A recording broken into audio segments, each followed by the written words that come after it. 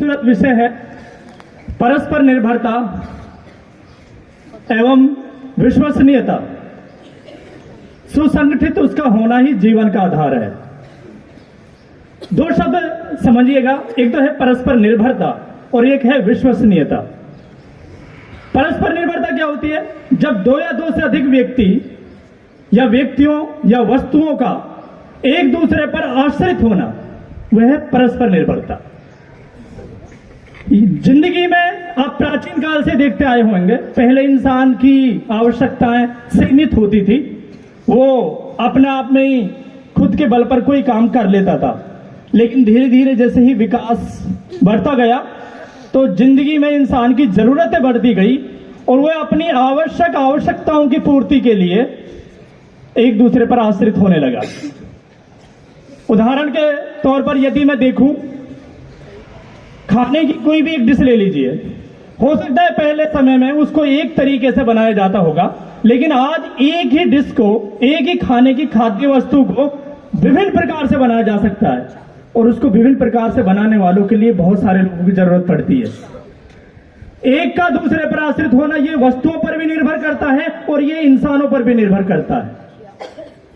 घर के अंदर हमारे कितने परिवार में कितने सदस्य होते हैं, कभी भी देखना एक सदस्य का अपनी जिंदगी में अगर वो ये निभा ले कि मैं किसी की मुझे जरूरत नहीं, तो आप देखिएगा वो अकेला हो जाता है। परस्पर निर्भरता का मतलब है वो एक दूसरे पर सहारा बनेगा ही बनेगा। इसलिए मैथिली शरण गुप्त कहते भी हैं, यह तो पशु प्रवृत्ति है कि आप ही आप चरे, वही मनुष्य है जो मनुष्य के लिए मरे।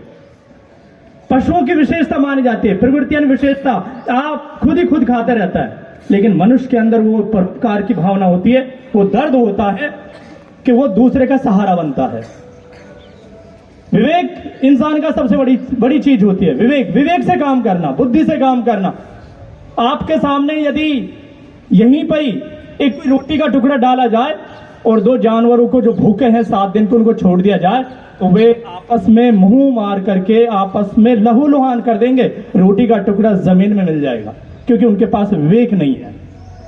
अगर दो इंसान हैं तो दो इंसान भी सप्ताह भर से भूखे हैं और उनको वो छोड़ दिया जाए, उनसे बोला जाए यही है आपको ये खाना है, यदि उनके अंदर विवेक है, तर्क है, तो उस रोटी के टुकड़े को आधा आधा बटा करके खा लेंगे। यही चीज इंसानों को बाकी चीजों से अलग करती है। अगर वो इस तरह का भेदभाव रखते हैं, इस तरह का वो करते हैं, तो फिर इंसानों में और जानवरों में कोई फर्क नहीं समझा जाता। इसलिए परस्पर निर्भरता जिंदगी में प्राचीन काल से ही हम सीखते आए हैं। और इसमें विश्वसनीयता कैसे बनेगी? विश्वसनीयता क्या होता है? विश्वसनीयता यानी वैज्ञानिक तरीके से देखा जाए, कोई भी परीक्षण किया जाए और उसको बार बार दोहराया जाए, जब हमें यह पूरी तरह से विश्वास हो जाए ये गलत नहीं होगा, विश्वसनीयता। लेकिन जिंदगी में एक चीज है स्वार्थ और एक है पैसा, यह विश्वसनीयता को खत्म करता है। जिंदगी में इंसान सोचता है कि मेरे पास ढेर सारा पैसा हो, ढेर सारा पैसा हो, और वह परस्पर निर्भरता को खत्म करते हुए अपनी विश्वसनीयता को भी खत्म कर देता है। एक उदाहरण देता हूं, सिकंदर ने दुनिया भर में शासन किया